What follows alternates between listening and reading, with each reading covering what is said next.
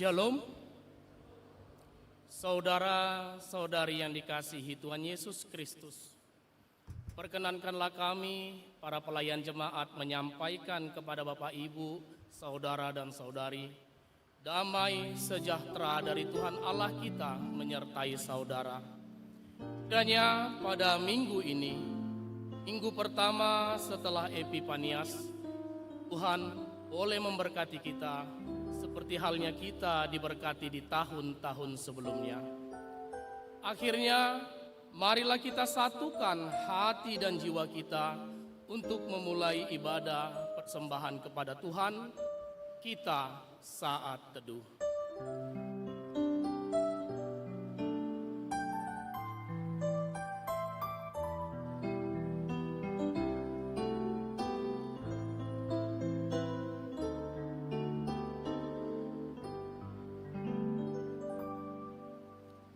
Amin. Kita angkat pujian, kita bernyanyi dari Kidung Jemaat nomor 10, kita nyanyikan ayat 1 sampai ayat yang ketiga.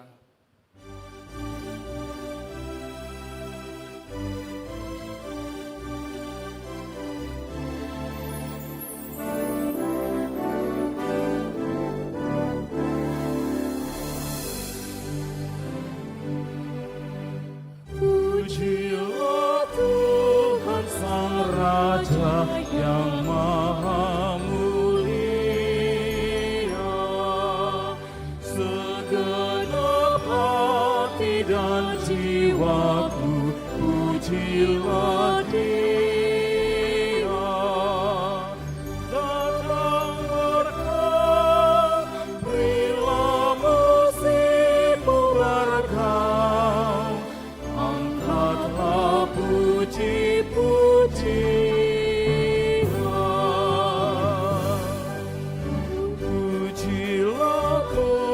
Segala kuasa padanya,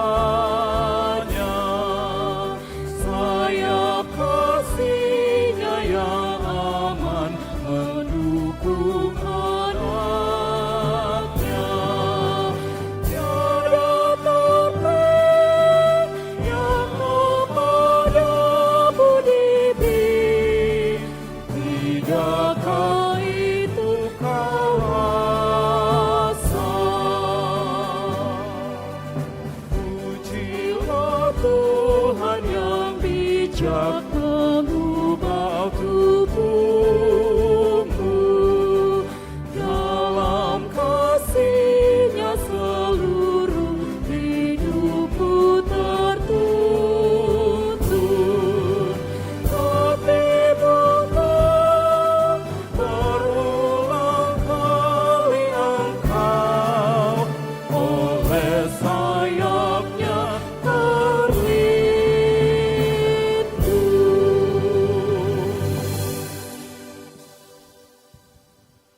Di dalam nama Allah Bapa dan Anak-Nya Tuhan Yesus Kristus dan Roh Kudus, Khalik langit dan bumi.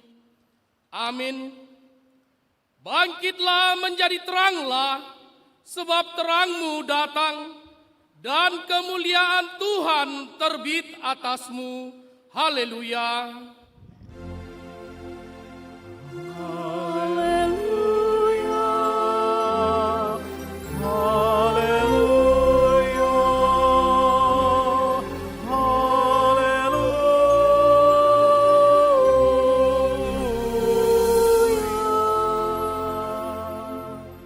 Kita berdoa. Ya Tuhan Allah Bapa kami yang Maha Kuasa dan Pengasih, kami mengucap syukur kepadamu karena Engkau telah memanggil kami dari kegelapan kepada terang-Mu yang ajaib. Oleh karena Anak-Mu Yesus Kristus Tuhan kami, kiranya Roh Kudus-Mu itu menguasai hati kami, agar iman kami semakin teguh, sehingga hidup dan perilaku kami sesuai dengan kehendak-Mu dan tidak ternoda oleh kecemaran dunia ini, agar kami bersama-sama dengan orang yang percaya memperoleh hidup yang kekal karena Anak-Mu yang kekasih, Tuhan Yesus Kristus Tuhan kami. Amin.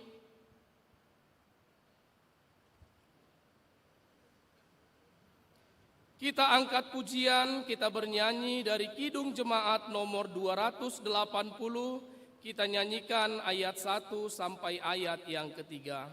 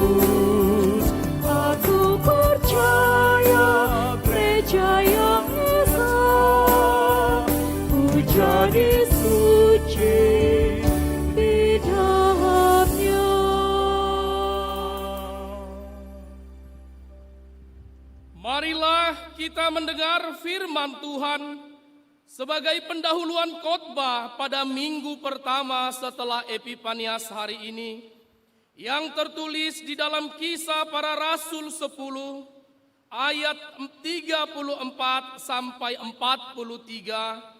Seperti biasa kita baca secara bergantian. Kisah Para Rasul 10 ayat 34 sampai 43, beginilah firman Tuhan. Lalu mulailah Petrus berbicara, katanya, "Sesungguhnya aku telah mengerti bahwa Allah tidak membedakan orang.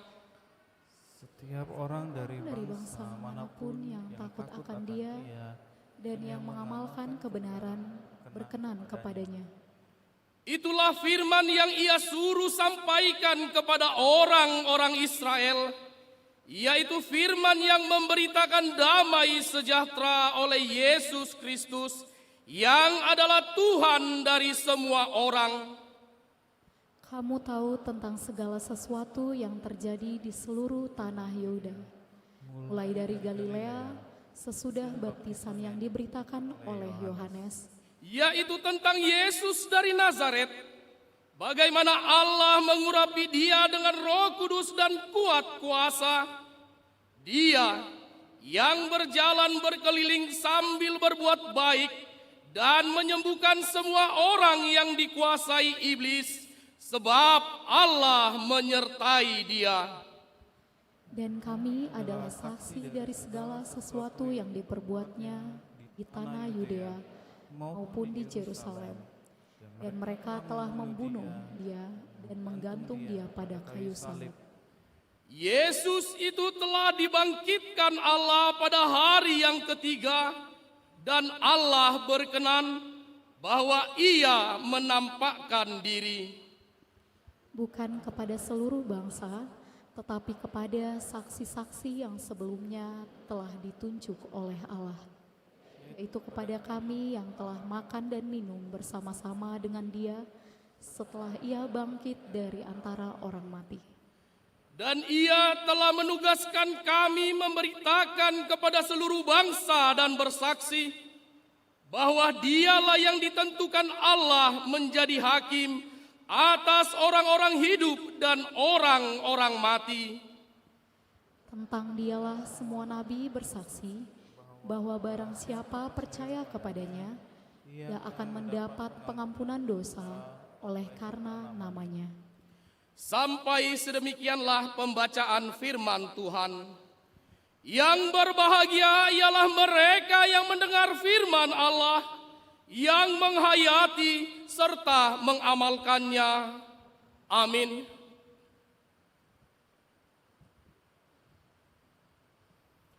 Kita angkat pujian, kita bernyanyi dari Kidung Jemaat nomor 27. Kita nyanyikan ayat 1 sampai ayat yang kedua.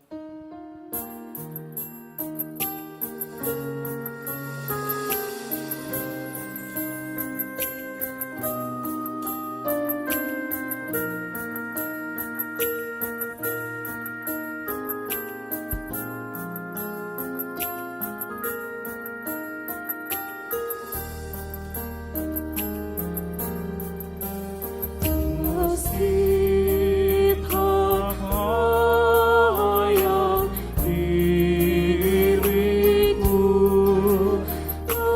tetapi karena darah-Mu dan karena Kau memanggil aku datang, Yesus sebagaimana adanya,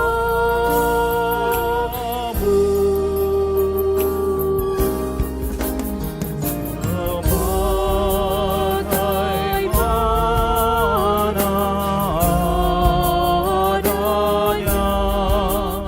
sungguh percaya, darah-Mu akan maksudnya ku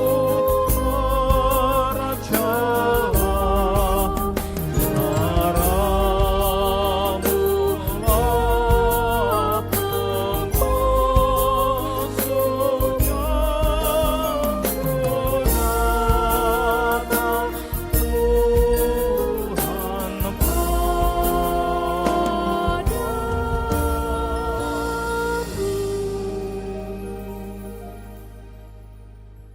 Saudara-saudari yang dikasihi Tuhan Yesus Kristus, marilah kita mengingat kembali segala dosa dan pelanggaran kita yang telah melukai hati saudara-saudara kita, terlebih kepada Tuhan Yesus Kristus. Untuk itu, dengan kerendahan hati, marilah kita mengaku dosa kita di hadapan Tuhan. Kita berdoa.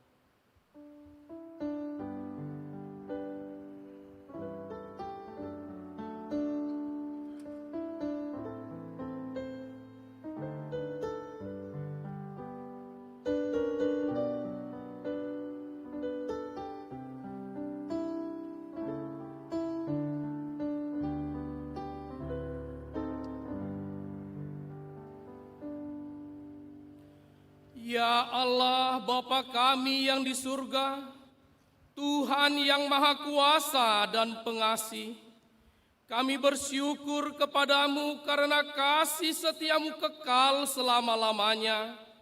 Ampunilah segala dosa kami dan hapuskanlah segala pelanggaran kami terhadap firman-Mu. Oleh karena tabiat kemanusiaan kami yang lemah, kasihanilah kami dan hapuskanlah segala dosa dan pelanggaran kami, supaya kami beroleh kehidupan yang sejati dan abadi di dalam kasih Yesus Kristus Tuhan kami. Amin. Janji Tuhan tentang pengampunan dosa. Demi aku yang hidup, demikianlah firman Tuhan Allah, aku tidak berkenan kepada kematian orang fasik, melainkan aku berkenan kepada pertobatan orang fasik itu dari kelakuannya, supaya ia hidup. Bertobatlah, bertobatlah dari hidupmu yang jahat itu. Segala kemuliaan bagi Allah di tempat yang maha tinggi. Amin.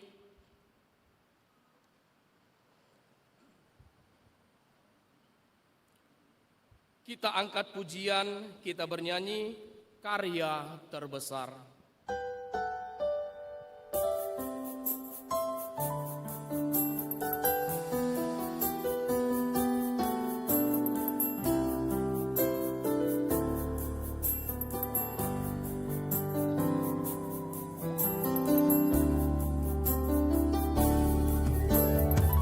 Kasih yang terindah,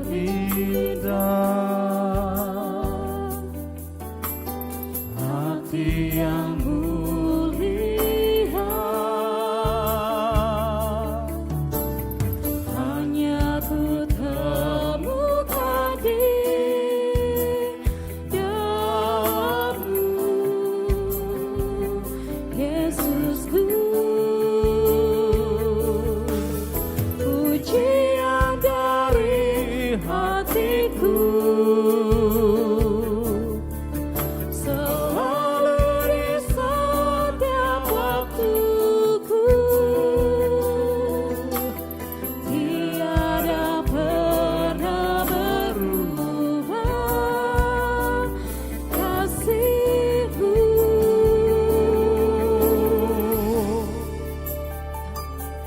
Terbesar dalam hidupku, pengorbananmu yang selamatkanku. Engkaulah harta yang tak ternilai yang ku miliki dan ku hargai. Yesus, Engkau putraku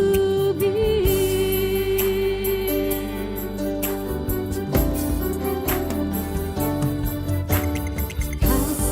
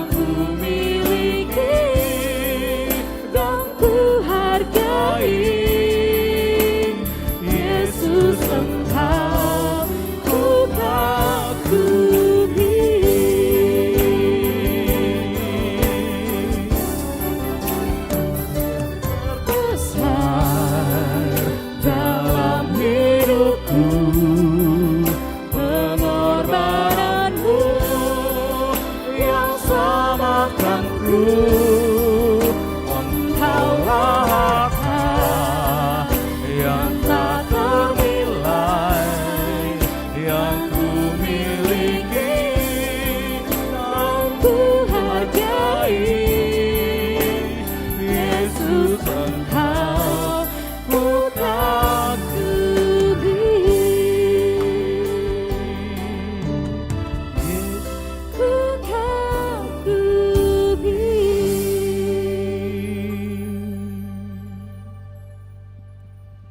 Firman Tuhan sebagai petunjuk hidup baru tertulis di dalam Roma 10 ayat yang ke-9. Beginilah firman Tuhan. Sebab jika kamu mengaku dosa dengan mulutmu bahwa Yesus adalah Tuhan dan percaya dalam hatimu bahwa Allah telah membangkitkan Dia dari antara orang mati, maka kamu akan diselamatkan. Sampai sedemikianlah pembacaan firman Tuhan. Marilah kita sama-sama memohon kekuatan daripada Tuhan. Ya Allah Bapa kami, berilah kami kekuatan untuk melakukan yang sesuai dengan firman-Mu. Amin.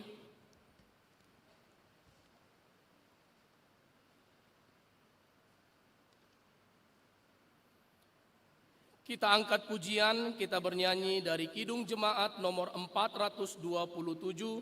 Kita nyanyikan ayat 1 dan ayat yang keempat.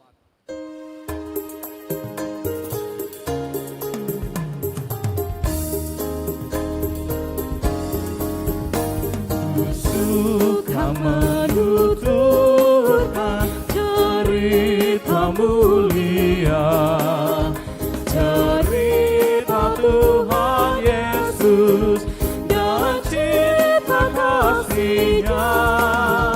Ku suka menuturkan cerita yang benar, penawar hati rindu, pelipur terbesar. Ku suka menuturkan, ku suka memasyurkan cerita Tuhan Yesus dan cinta kasih-Nya. Ku suka menuturkan cerita mulia untuk bagi yang percaya tak hilang indahnya, dan hatiku nyanyikan di sorga yang kekal cerita termulia yang lama ku kenal.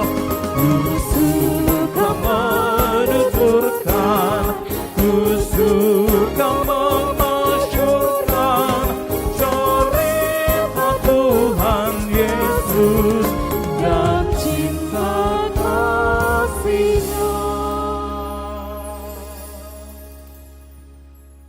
Marilah kita bersaksi, mengikrarkan pengakuan iman kita bersama jemaat pada segala abad di seluruh dunia.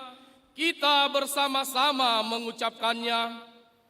Aku percaya kepada Allah Bapa yang Maha Kuasa, Khalik langit dan bumi.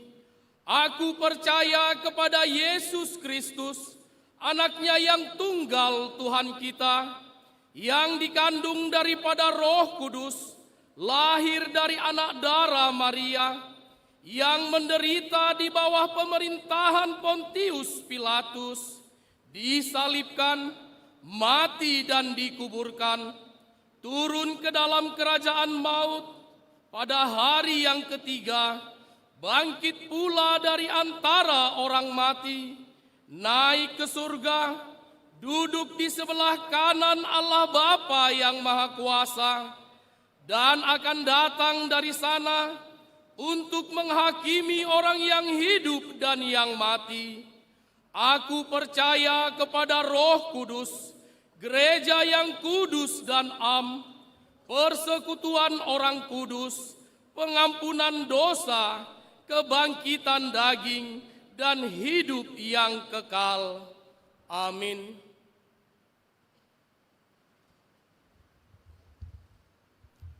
Untuk menyambut sabda Allah, kita bernyanyi dari pelengkap Kidung Jemaat nomor 15, kita nyanyikan ayat yang pertama.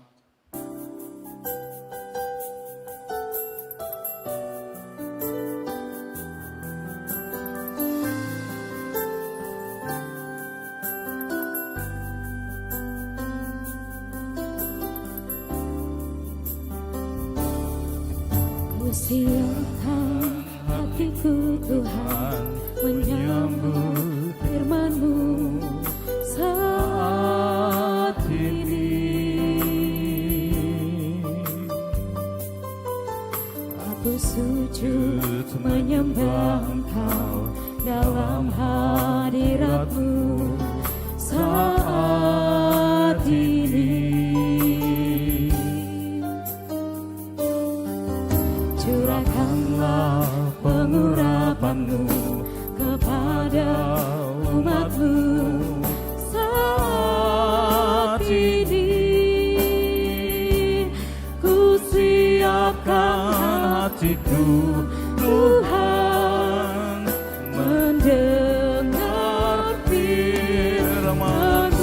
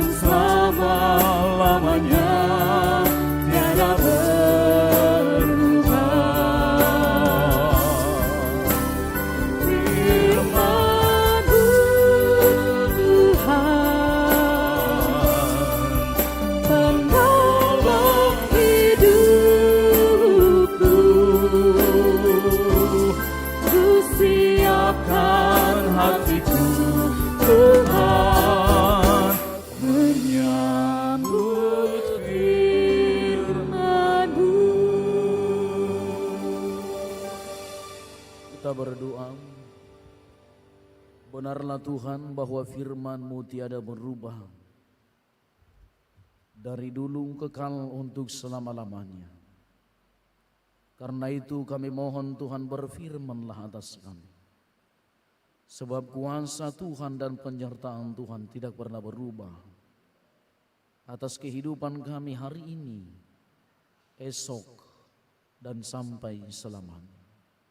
Supaya dengan demikian kami mengalami dan menerima lawatan tangan Tuhan Yesus melalui firman ini.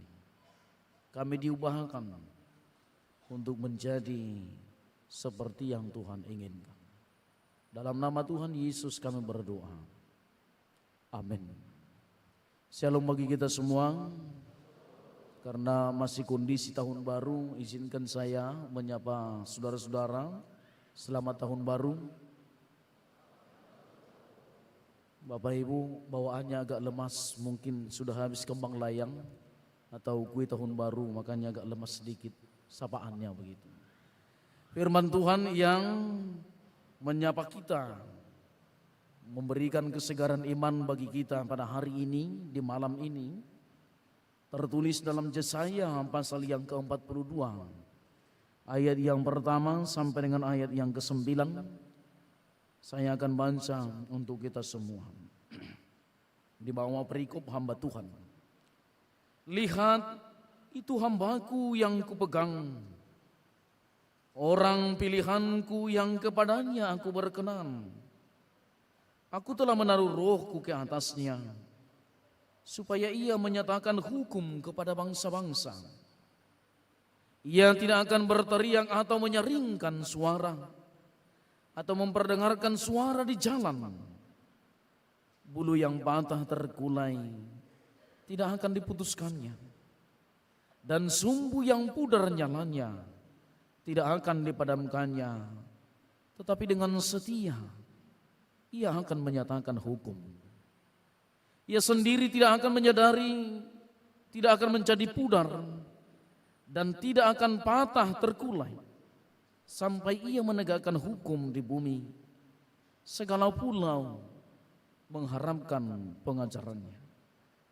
Beginilah firman Allah Tuhan yang menciptakan langit dan membentangkannya, yang menghamparkan bumi dengan segala yang tumbuh di atasnya, yang memberi napas kepada umat manusia yang mendudukinya, dan nyawa kepada mereka yang hidup di atasnya.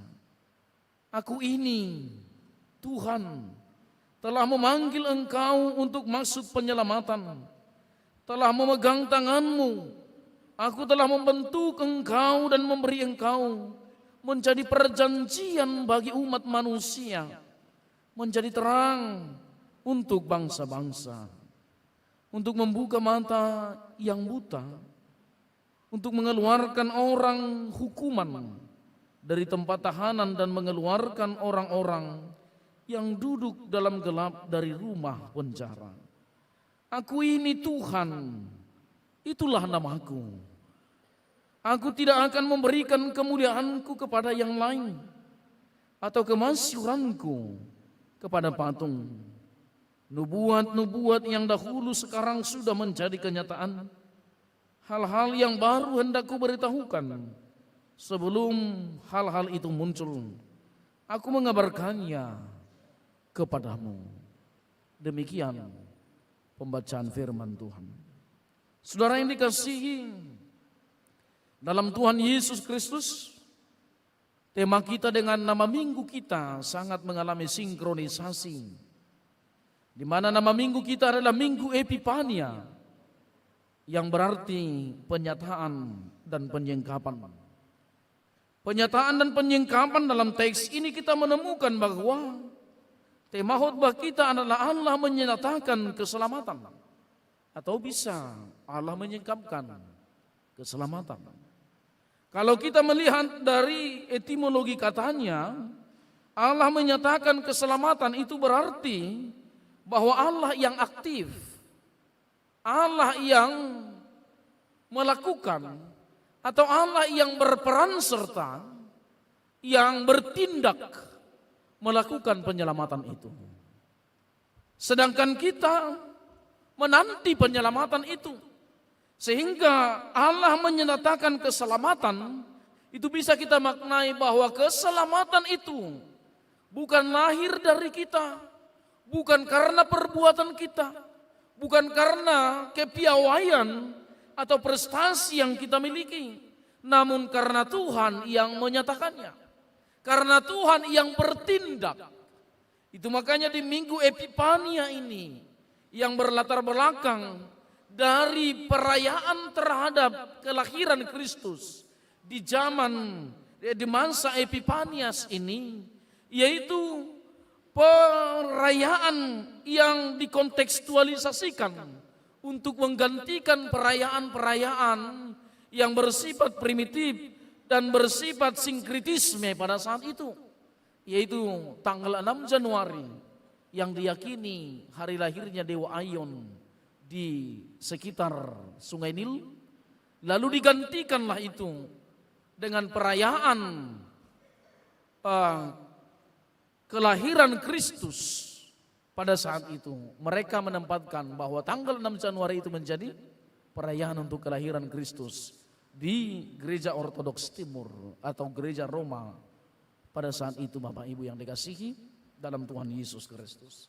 Karena pada saat itu gereja sudah punya otoritas, yaitu dengan diakuinya gereja menjadi gereja negara atau agama negara pada saat itu.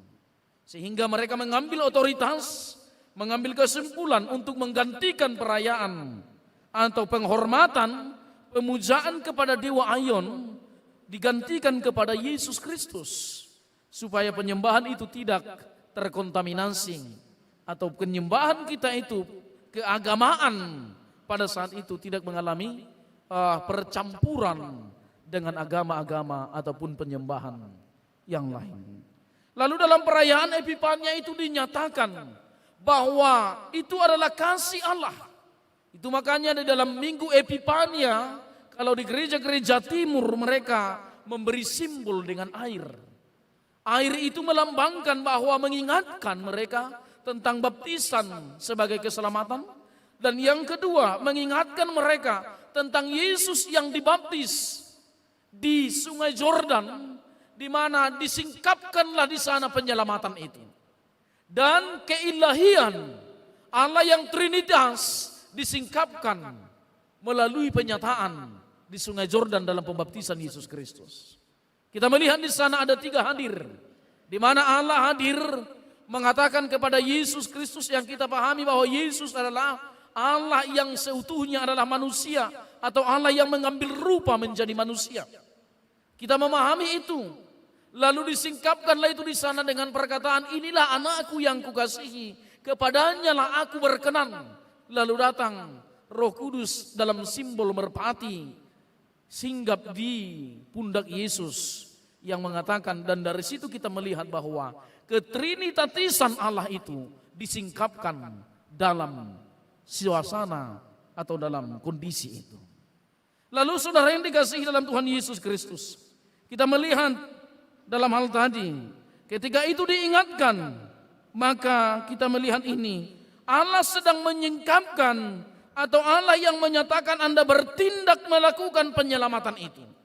Lalu di Minggu Epifania perayaan kepada kelahiran Yesus, maka kita melihat Allah menyingkapkan, Allah sendiri yang bertindak untuk menyelamatkan manusia. Kenapa? Karena manusia tidak akan mungkin selamat dengan perbuatan dan tingkah lakunya.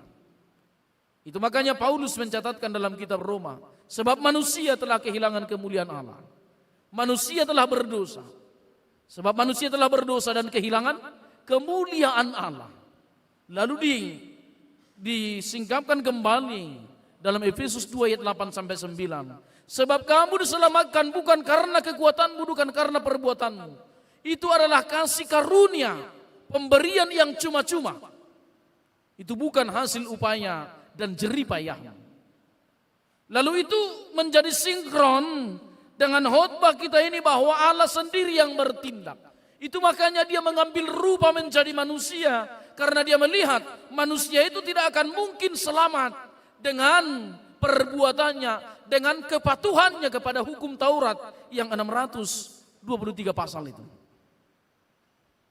Karena Yesus berkata, karena itu haruslah kamu sempurna, sama seperti Bapamu yang di surga adalah sempurna. Apakah mungkin manusia sempurna? Tidak mungkin. Apakah mungkin manusia akan sinkron, akan bisa melakukan hukum Taurat itu tanpa ada cacat? Tidak mungkin. Karena hukum Taurat mencatat, ketika engkau membayangkan, ketika engkau mengingini, kan itu membayangkan, mengingini harta, mengingini, maka engkau sudah berdosa. Apakah mungkin manusia bisa menyelesaikan hukum Taurat dengan komplit dalam hidupnya? Tidak ada. Itu makanya Yesus turun dalam rangka penyelamatan manusia. Itu makanya Yesus datang dalam rangka untuk pemulihan umat yang telah berdosa itu.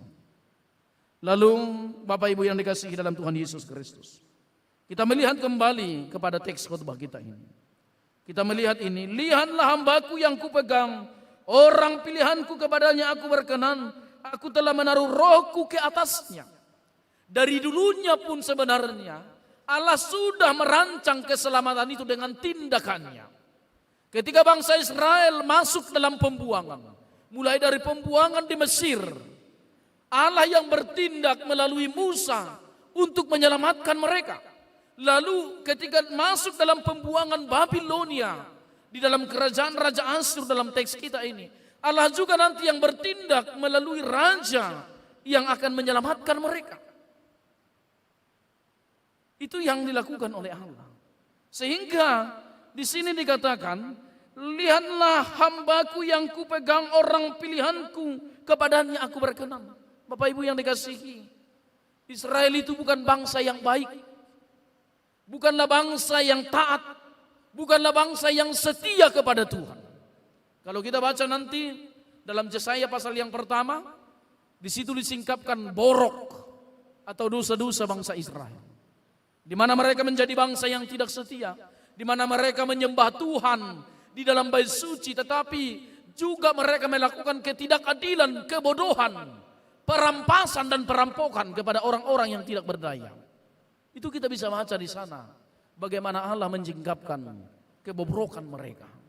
Sehingga Bapak Ibu yang dikasihi, pemilihan bangsa Israel menjadi bangsa pilihan Allah itu bukanlah karena kepiawaian, bukan karena kehebatan, bukan karena ketaatan bangsa Israel, bukan. Sesungguhnya itu adalah karena otoritas Allah yang terikat dengan perjanjian dengan leluhurnya, yaitu Allah, yaitu dengan Yakub, dengan Abraham, dengan Ishak. Itu yang membuat itu menjadi bangsa yang besar. Maka mereka diurapi menjadi bangsa yang besar sesuai dengan janji Allah. Lalu ketika diurapi dipilih menjadi bangsa, sesungguhnya Allah tidak menginginkan mereka menjadi bangsa yang berkatnya hanya untuk dirinya, yang hanya prestasinya hanya untuk dirinya, yang perolehannya hanya untuk dirinya sendiri. Tetapi harus mengglobal, harus berdampak kepada luar, harus berfungsi kepada bangsa-bangsa yang lain. Itu makanya kita lihat di sini, supaya ia menyatakan hukum kepada bangsa-bangsa, ia tidak akan berteriak, supaya menyatakan hukum kepada bangsa-bangsa, bukan kepada dirinya sendiri, tetapi harus mengglobal, harus komunal. Maka gereja itu memberitakan firman tidak hanya untuk dirinya, tetapi harus mencapai kepada dunia atau di luar daripada gereja itu sendiri. Sehingga panggilan untuk kita hari ini adalah janganlah menikmati berkat Tuhan dengan kesendirianmu, tetapi ingatlah memberi dampak bagi yang lain dengan berkat Tuhan yang Anda terima. Jangan sia-sia Anda menjadi sarjana tapi tidak memberi faedah bagi yang lain. Jangan sia-sia Anda menjadi orang yang sukses tetapi tidak memberi support ataupun tidak memberi dampak kepada orang-orang yang di sekelilingmu. Itu yang mau dikritisi melalui khotbah ini dalam kehidupan bangsa Israel. Lalu Bapak Ibu yang dikasihi dalam Tuhan Yesus Kristus, kita melihat di sini Allah melihat bangsa Israel yang tegar tengkuk itu. Allah melihat mereka dengan karakter yang tidak baik itu. Lalu Allah menghukum mereka, mengajar mereka, membuang mereka ke Babilonia. Mereka terjajah menjadi bangsa jajahan. Walaupun memang dalam catatan-catatan buku-buku teologi yang mengatakan bahwa yang terbuang itu bukanlah seluruh bangsa Israel, bukanlah seluruh orang yang di Yerusalem berangkat ke Babilonia. Itu ada 2 gelombang. Tetapi dalam 2 gelombang itu pun tidak semua bangsa Israel masuk ke pembuangan. Ada yang tertinggal, yaitu orang-orang yang lansia, yang tidak produktif lagi, yang tidak bisa diharapkan tenaganya lagi untuk kerja paksa dan kerja rodi. Itu tinggal di sana, dan itulah yang dikhotbahi oleh Yeremia pada saat itu. Itulah yang digembalakan oleh Yeremia pada saat itu. Walaupun memang saking tegar tengkuknya bangsa Israel ini, 40 tahun Yeremia menjadi nabi di Israel, di Yerusalem, satu pun tak ada yang bertobat. Satu pun tak ada yang memberi diri untuk menerima Allah dalam kebenaran dalam hidupnya. Dan itu menjadi ulasan kita melalui khotbah ini, saudara yang dikasihi dalam Tuhan Yesus Kristus. Lalu dikatakan dalam hal ini, ketika Allah membuang mereka, bangsa Israel berontak. Bangsa Israel tidak terima. Dan inilah alat yang digunakan. Inilah bahasa-bahasa penolakan kepada Allah ketika Allah membuang mereka. Yang dikatakan oleh bangsa Israel adalah, masakan kami bangsa yang dikasihi tapi dihukum. Masakan bangsa yang dipilih, diurapi, tapi dibuang ke Babel menjadi budak. Allah yang mana itu? Ini kesempatan bagi nabi-nabi palsu. untuk menggoyang keberimanan mereka kepada Tuhan.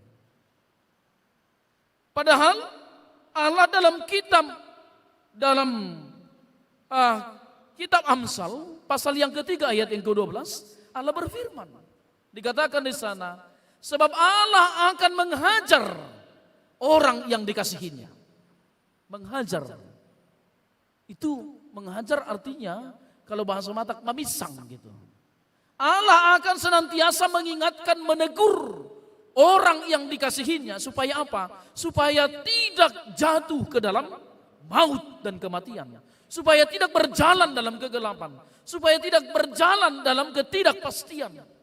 Itu makanya Allah selalu mengingatkan, kalau kita jatuh ke dalam dosa, Allah menegur, Allah kadang menghukum supaya kita sadar. Jadi hukuman itu untuk menyadarkan, bukan untuk mematikan. Itu makanya dalam teori hukum yang ada di negara kita dan bahkan mungkin juga di negara-negara yang lain, teori hukum mengatakan bahwa hukum itu adalah restorasi. Hukum itu adalah cara yang digunakan untuk mendidik orang, untuk memindahkan orang dari kehidupan yang jahat menjadi lebih baik atau menjadi lebih sempurna dalam hidupnya. Maka hukum itu harus merestorasi orang. Itu makanya sebenarnya gereja sulit memutuskan itu untuk menerima hukuman mati. Karena ketika ada hukuman mati, restorasi tidak berjalan. Hukum menjadi gagal. Maka Bapak Ibu yang dikasihi dalam Tuhan Yesus Kristus, maka ketika saat ini dikatakan supaya ia menyatakan hukum kepada bangsa-bangsa, ketika Allah menghukum bangsa Israel, mereka salah memaknai pembuangan dan penghukuman itu. Mereka memaknai bahwa pembuangan itu adalah bagian dari rencana Allah untuk memusnahkan dan menghancurkan mereka sebagai bangsa yang dipilihnya itu. Mereka melihat bahwa Allah sedang tidak setia. Mereka melihat bahwa Allah sedang ingkar janji dengan janji-janji yang disampaikan kepada leluhurnya. Bapak Ibu yang dikasihi, itu makanya muncullah pemahaman waktu itu. Di bangsa Israel yang dibuang ini muncul pemahaman, Allah sendiri pun tidak akan pernah bisa membebaskan kami dari tangan Asyur. Mereka ragu dengan kuasa Allah. Mereka ragu dengan Allah yang mereka sembah itu. Walaupun dari sejarah mereka sudah mengalami penyataan Tuhan, penyelamatan Tuhan, rancangan Allah yang menyelamatkan mereka step by step, mulai dari Mesir sampai ke Kanaan dan menjadi bangsa yang besar. Walaupun itu terjadi Bapak Ibu, namun mereka ragu dengan kuasa Tuhan. Tapi terkadang kita seperti bangsa Israel ini, beban yang kita miliki, kesulitan yang kita miliki, hambatan yang kita miliki, benturan yang kita miliki, penyakit yang menimpa kita, kadang menjadi benturan yang besar yang membuat kita ragu akan kuasa Tuhan. Pernahkah orang berdoa ketika dia gagal, Tuhan aku bersyukur engkau menggagalkanku, karena aku tahu ada rancangan yang indah di belakang ini. Pernahkah orang berdoa dengan begitu? Atau kita hanya berdoa, Tuhan kenapa engkau menggagalkan aku? Ada apa dengan hidupku? Kurang apa aku ini? Gereja hadir terus, berdoa oke. Pelayanan-pelayanan kerohanian oke. Tapi kenapa engkau menggagalkan aku? Itu pertanyaan kita. Dalam hal ini Tuhan mau menyadarkan kita bahwa hukuman, benturan yang kita miliki, Allah sedang merestorasi kehidupan kita. Maka kita harus memahami kegagalan, penundaan atau benturan yang kita miliki adalah berkat yang tertunda dalam kehidupan kita. Itu bukan tidak berkat. Ketika Anda gagal, pahami Allah memberi berkat di sana. Allah merancang kehidupan di sana. Ketika Allah memberi hukuman, ketika kita ditegur oleh Allah, pahami Allah sedang merestorasi hidupku. Aku ingin sedang diperbaiki oleh Allah. Jadi bukan aku inilah yang mengalami kutuk. Akulah makhluk yang terkutuk itu, yang tidak mungkin lagi mengalami capaian-capaian atau prestasi ke depan. Memang sudah nasibku begini, dari opungku juga sudah seperti ini kan begitu. Kira-kira orang Batak kan begitu, sukanya memahami bahwa hidup ini adalah nasib-nasiban. Ya, karena nasibnya aja dia jadi kaya, nasibnya aja dia jadi pintar, nasibnya aja, semua nasib begitu. Tidak memahami bahwa ada merancang sesuatu di sana. Nah, Bapak Ibu yang dikasihi dalam Tuhan Yesus Kristus, itu yang kita lihat dalam rancangan penyelamatan ini. Lalu apa yang mau direstorasi Allah di dalam diri bangsa Israel dalam karya penyelamatan ini? Yang mau direstorasi adalah yang kedua itu, di ayat yang kedua. Ia tidak akan berteriak atau menyaringkan suara atau memperdengarkan suaranya di jalan. Allah sedang ingin merestorasi atau mentransformasi gaya berpikir bangsa Israel yang berpikir bahwa ketika mereka punya Allah, maka mereka menang, mereka menjadi kepala, mereka sukses. Ini teologi yang berkembang sekarang dari Amerika, yaitu teologi sukses. Ketika Anda percaya kepada Yesus, Anda menjadi kepala, tidak pernah ekor. Ketika Anda percaya kepada Yesus, Anda akan sukses, tidak pernah gagal. Bapak Ibu, kegagalan itu juga dipandang sebagai cara Tuhan menolong kita. Jangan berpikir itu kehancuran. Jangan takut gagal. Jangan trauma dengan melihat kegagalan-kegagalan itu.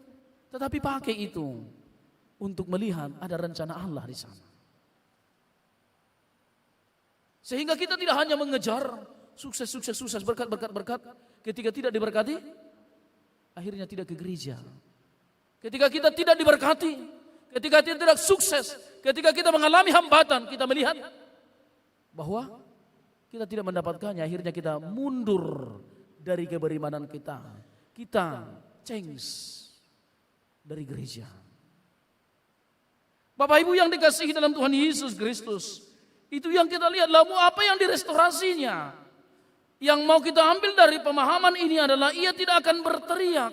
Allah sedang ingin mengganti gaya berpikir bangsa Israel bahwa kemenangan itu bukan harus mereka menguasai militer atau kemenangan politik, kemenangan daripada sistem perang yang mereka pahami. Lalu Allah mau merestorasi itu dengan cara mengatakan, ia tidak akan berteriak atau menyaringkan suara. Lalu Allah mau mengatakan bahwa kita harus menyelesaikan persoalan, kita harus menyelesaikan perdebatan ini, kita harus menyelesaikan penderitaan ini, bukan melawan kekerasan dengan kekerasan, tetapi melawan kekerasan dengan kelemah lembutan, dengan kasih. Itu yang digenapi oleh Yesus dalam dirinya.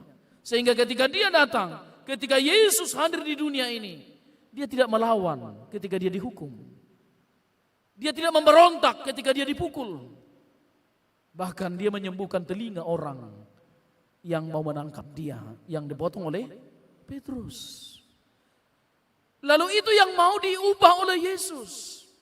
Itu yang mau diubah melalui penghukuman ini.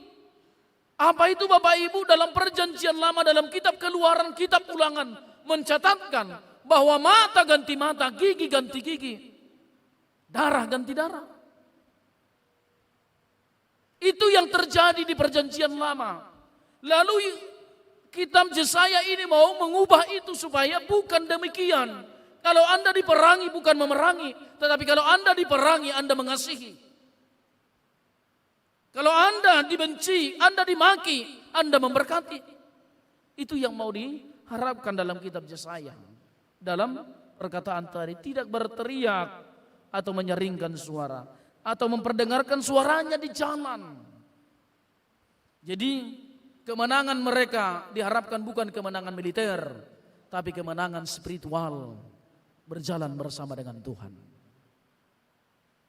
Saudara yang dikasihi dalam Tuhan Yesus Kristus, ketika hukum ini di Matius 5 diperdengarkan Bapak Ibu yang dikasihi dalam Tuhan Yesus Kristus, Matius 5 ayat yang ke-38 itu diingatkan oleh Yesus.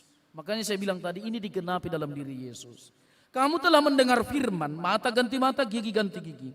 Tetapi aku berkata kepadamu, janganlah kamu melawan orang yang berbuat jahat kepadamu, melainkan siapapun yang menampar pipi kananmu, beri jugalah kepadanya pipi kirimu.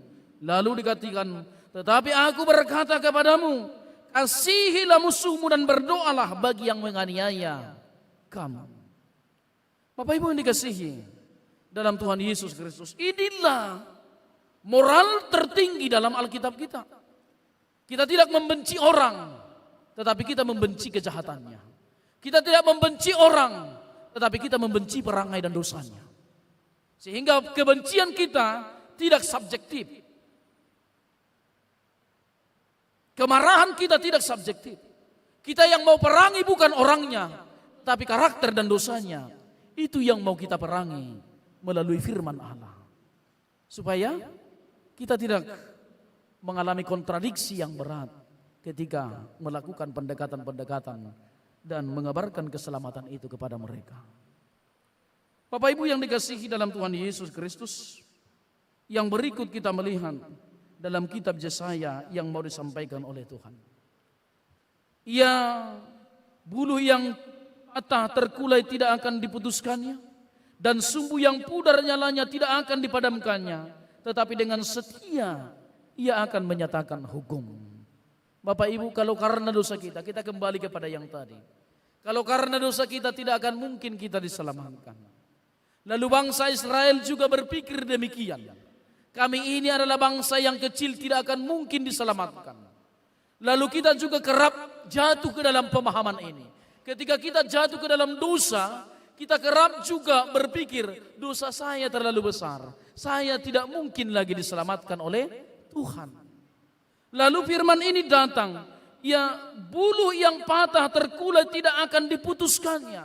Orang yang berdosa, yang mohon pengampunan dan rindu belas kasihan Allah, akan mendapat keselamatan. Karena Allah yang menyatakannya. Allah yang bekerja atau Allah yang aktif melakukan itu kepada kita. Jadi Bapak Ibu yang dikasihi dalam Tuhan Yesus Kristus, jangan pernah berpikir ada dosa yang terlalu besar untuk Allah ampuni. Tetapi balikkanlah pernyataan itu. Ada Allah yang sangat besar.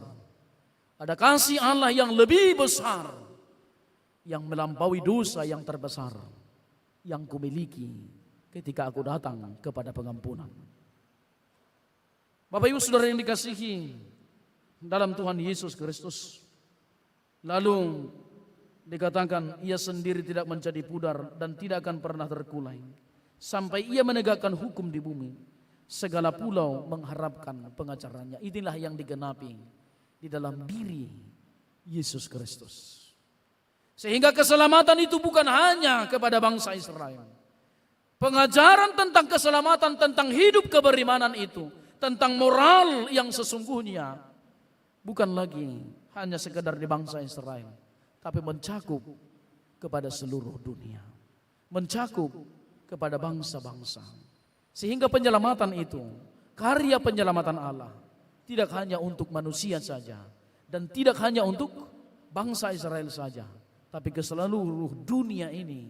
Lalu kitab Markus mencatat, beritakanlah Injil kepada segala makhluk. Artinya yang mau kita lihat Bapak Ibu, setelah kita buka teks ini, ternyata yang membutuhkan keselamatan itu bukan hanya manusia, tetapi dunia ini pun, bumi yang kita pijak, di mana kita berdiri, sekarang butuh penyelamatan. Itu yang kita pahami dengan ekologi, supaya kita merawat ekosistem dan lingkungan kita ini. Karena ini butuh penyelamatan. Maka saya selalu berkata Bapak Ibu, kurangilah penggunaan benda-benda yang merusak alam. Lalu bagaimanakah Bapak Ibu saudara-saudara kekasih akan menjadi partner Allah dalam menyelamatkan bumi ini? Saya kan berkata, semua orang terpanggil untuk menyelamatkan bumi ini. Tidak hanya pendeta, tidak hanya rohaniawan, tetapi semua semua lini, dan dalam semua aspek kita harus berupaya menyelamatkan bumi dan menyelamatkan bangsa kita. Dengan cara apa? Bapak Ibu yang dikasihi, saya selalu rindu ada temuan-temuan kalau boleh dari sarjana pertanian kah, sarjana kimia kah, dan yang lain sebagainya. Saya selalu merindukan itu terjadi di dunia yang kita cintai ini, supaya kita tidak tersangkut lagi hanya dengan penggunaan kimiawi, tetapi yang ramah lingkungan. Supaya berupayalah para sarjana yang baik hati menyelamatkan dunia ini. Supaya petani tidak lagi insektisida, fungisida, dan herbisida yang merusak alam secara perlahan-lahan, dan pupuk-pupuk kimiawi yang menghancurkan tekstur tanah, sehingga sekarang kita meringis dengan pertanian yang ada di daerah kita. Lihat hama bagaimana dan kerusakan lingkungan bagaimana dengan penggunaan yang saya sebutkan tadi.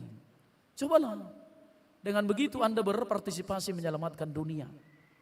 Dengan begitu Anda sedang berupaya menyelamatkan, Anda menjadi agen atau duta Allah menyelamatkan dunia ini. Bukan hanya ketika Anda menyelamatkan alam ini, bukan hanya alamnya yang terselamatkan, tetapi manusianya juga terselamatkan. Saya selalu memberi apresiasi yang positif terhadap orang-orang yang selalu berjuang dengan alam. Bapak Ibu yang dikasihi, gereja juga seharusnya sudah harus merestorasi diri untuk mengurangi penggunaan kertas, supaya tidak melakukan penebangan hutan berkepanjangan di luar sana. Kita mengurangi dari gaya kita berupaya untuk menyelamatkan bumi, sehingga Allah menyatakan keselamatan ini bukan lagi turun sekarang, tapi melalui Anda, melalui saya, Allah menyelamatkan yang lainnya. Amin. Anda dipanggil untuk itu, kita dipanggil untuk itu. Lalu yang terakhir sekali melalui khutbah ini adalah kita ambil di ayat yang ke-8.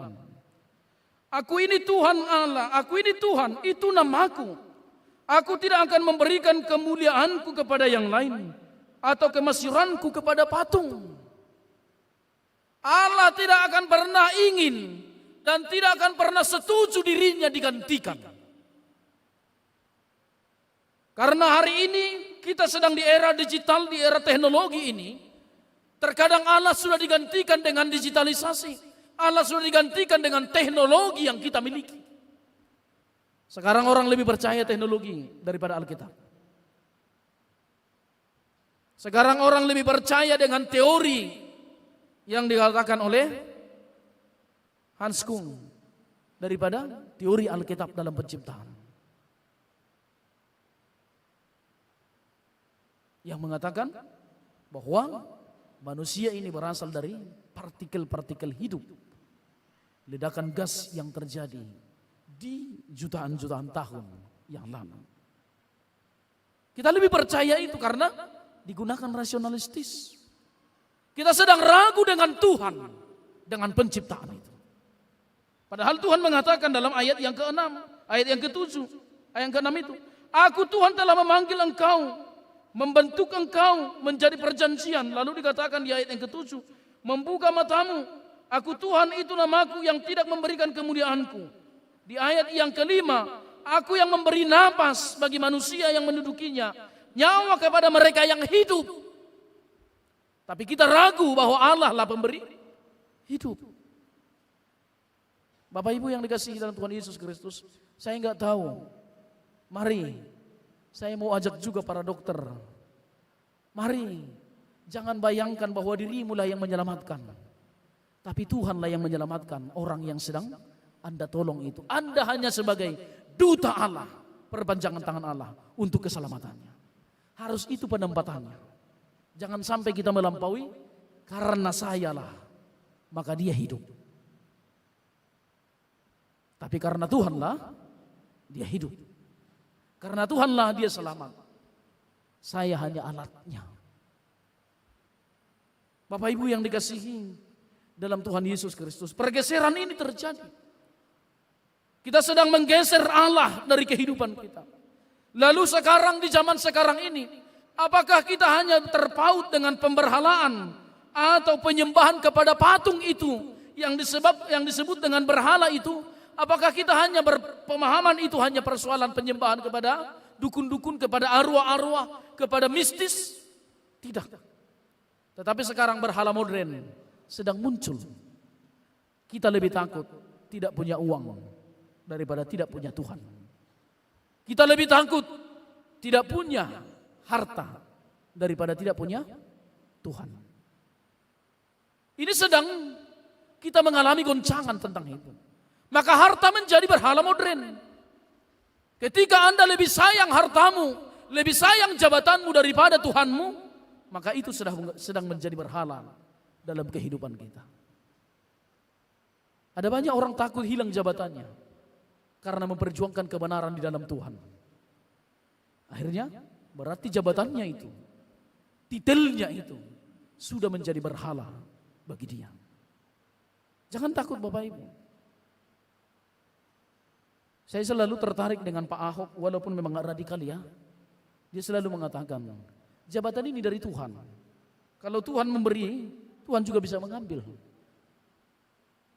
Terus apa yang mau kita pertahankan dengan ini? Hidup ini pun dari Tuhan ya katanya. Kalau besok lo mati bisa juga bagi Tuhan gitu. Apa yang mau kita andalkan, apa yang mau kita sombongkan gitu. Maka yang mau kita gunakan adalah, mari kita menjadi duta Allah dalam karya penyelamatan ini.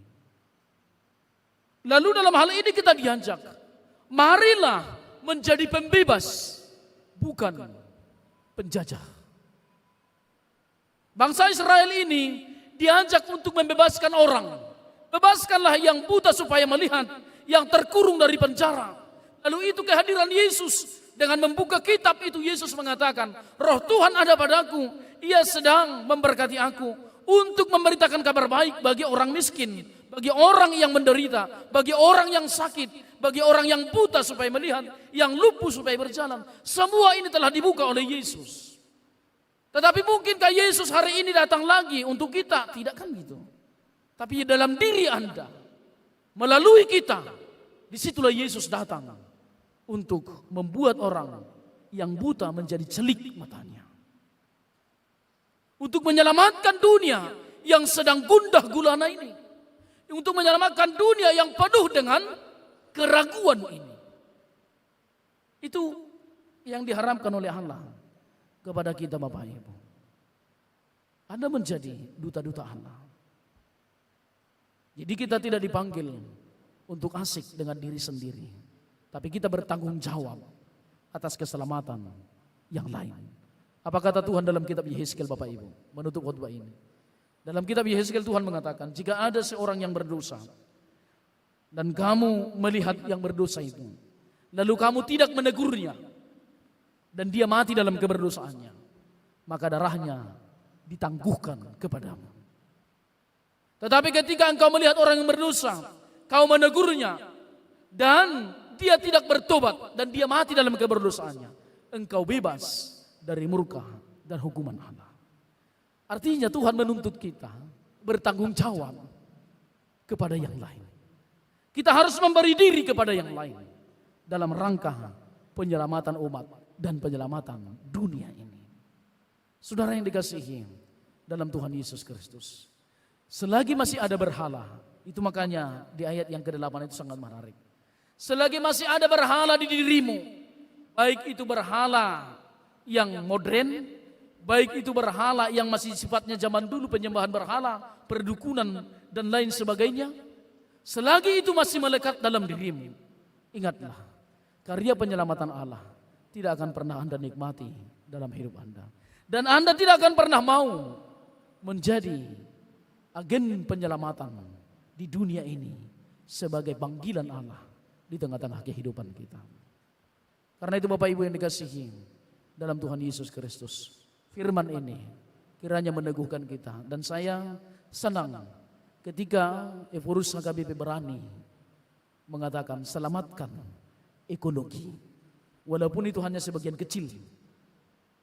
Walaupun itu hanya sebagian kecil dari ekologi yang rusak. Tapi selamatkanlah itu, selamatkanlah ekologi dunia ini. Bukan hanya di Tapanuli, tetapi di seluruh dunia ini kita harus menyelamatkannya. Supaya kita sama-sama selamat dengan ciptaan Tuhan. Amin, kita berdoa. Terima kasih Tuhan Yesus untuk kebenaran firman yang telah kami dengarkan pada saat ini. Kami diancam untuk berperan serta dalam karya penyelamatan di dunia ini. Sebab kami telah diselamatkan. Untuk itulah kami juga menjadi penyelamat bagi yang lainnya. Tuhan Yesus Kristus, kami tidak ada ubahnya dengan bangsa Israel yang terkadang Tuhan kami jatuh di dalam iman percaya kami dengan penderitaan, kesusahan, kesulitan, bencana, penyakit, bahkan hambatan-hambatan penderitaan yang menimpa kami. Tapi kami mohon, biarlah tangan Tuhan Yesus membuka tabir yang baru bagi kami, yaitu biarlah Roh Kudus berperan untuk menyelamatkan kami, supaya kami merasa bahwa kami tidak ditinggalkan Tuhan, tapi kami merasa bahwa dalam kegagalan, kesulitan itu pun Tuhan sedang merancang kebaikan, Tuhan sedang merancang berkat yang baru, yang lebih indah daripada apa yang kami pikirkan, yang berkenan dan yang memuliakan Tuhan di tengah-tengah kehidupan kami. Tuhan Yesus Kristus, biarlah Engkau menyembuhkan umat-Mu jikalau ada yang sakit. Selamatkanlah mereka. Selamatkan yang mengalami kesulitan ekonomi. Selamatkan yang sedang mengalami persoalan di ambang pintu perceraian. Selamatkan semuanya umat-Mu ini dalam segala studi mereka bagi anak-anak-Mu yang masih studi, agar mereka mampu menorehkan prestasi dan berdampak bagi yang lainnya, sehingga kami terpanggil benar-benar untuk penyelamatan dunia ini. Terima kasih Tuhan Yesus, dalam nama-Mu kami berdoa. Amin. Kita bernyanyi.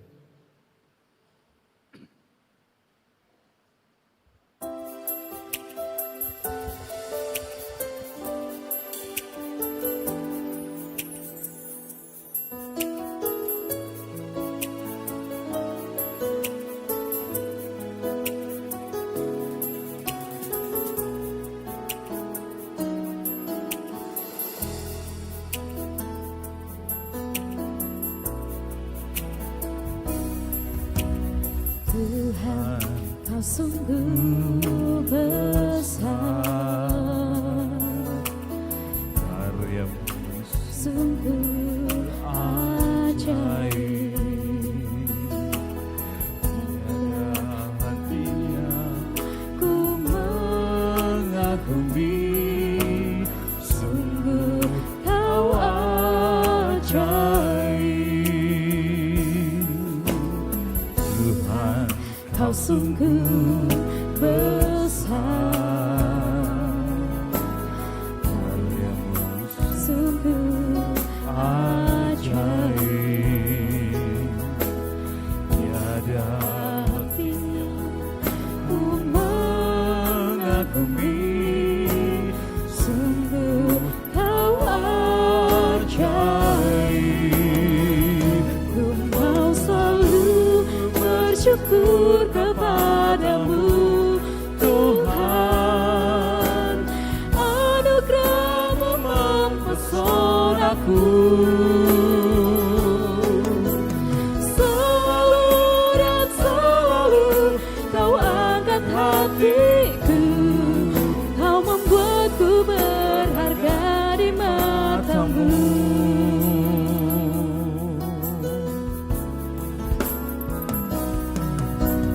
Tuhan, Kau sungguh besar, karya-Mu sungguh ajaib. tiada Hentinya ku mengagumi, sungguh Kau ajaib. Ku mau selalu bersyukur kepadamu Tuhan, anugerah-Mu mempesonaku.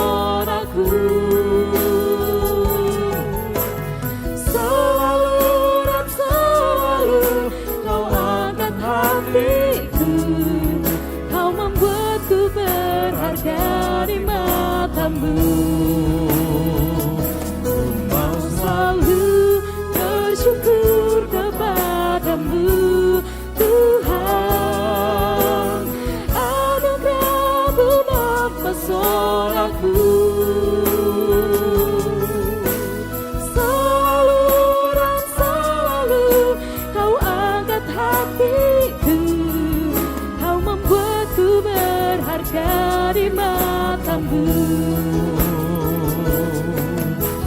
Selalu dan selalu kau angkat hatiku, kau membuatku berharga di matamu. Firman Tuhan yang meneguhkan kita untuk memberi persembahan tertulis dalam 1 Tawarik pasal yang ke-29 ayat yang ke-17. Aku tahu ya Allahku bahwa Engkau adalah penguji hati dan berkenan kepada keikhlasan. Maka aku pun mempersembahkan semuanya itu dengan sukarela dan tulus ikhlas.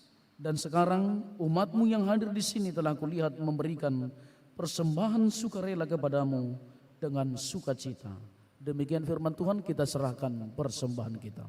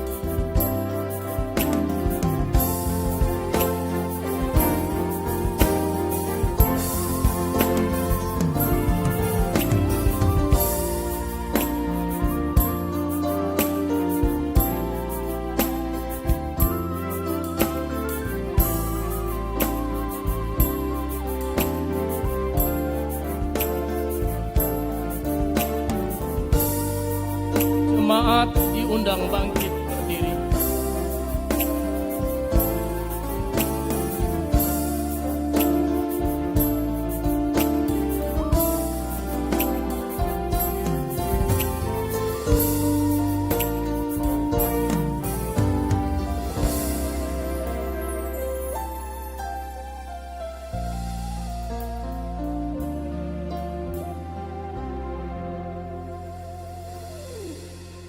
Kita serahkan persembahan kita kepada Tuhan, kita berdoa.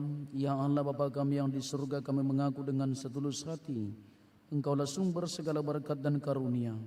Di sini kami memberikan persembahan syukur kami kepadamu terimalah persembahan umat-Mu dan berkatilah menjadi alat kesaksian, persekutuan dan pelayanan jemaat-Mu ini. Jadikanlah hidup kami persembahan yang berkenan kepadamu, dan pakailah hidup kami untuk turut menghadirkan tanda-tanda kerajaan-Mu di seluruh dunia ini, kasih, keadilan, damai sejahtera, dan sukacita. Bukalah hati kami oleh Roh Kudus-Mu, agar kami senantiasa mengucapkan syukur kepadamu, di dalam nama Yesus Kristus Tuhan kami. Amin. Beri persembahan pada Tuhanku sambil puji Yesus Juru Selamatku. Mari kawan-kawan rela hatilah bawa persembahan, datanglah segera. Bapa kami yang di surga, dikuduskanlah nama-Mu, datanglah kerajaan-Mu, jadilah kehendak-Mu di bumi seperti di surga. Berikanlah kami pada hari ini makanan kami yang secukupnya, dan ampunilah kami akan kesalahan kami, seperti kami juga mengampuni orang yang bersalah kepada kami. Dan janganlah membawa kami ke dalam pencobaan, tetapi lepaskanlah kami dari yang jahat. Karena Allah yang punya